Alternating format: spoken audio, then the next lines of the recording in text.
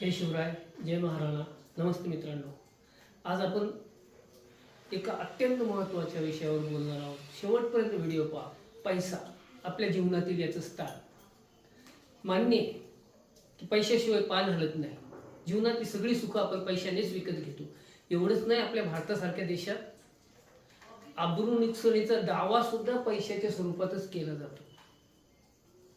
पण कधी हा विचार केलाय का की आपण पैशासाठी आहोत का पैसा आपल्यासाठी आहे? राब राब राबवायचं पैसा कमवण्यासाठी. पुरेशी झोप नाही, वेळेवर जेवण नाही, व्यायामाला सवड नाही. याचे दुष्परिणाम भोगावे तर लागणार. आज नाही तो कल 40-45 नंतर थोडंसं घसरून पडलं, मणका सरकला, खुबा मोडला, हात मोडला, नाही तर माहीच बीपी मागं लागली, शुगर, हृदयाचा त्रास.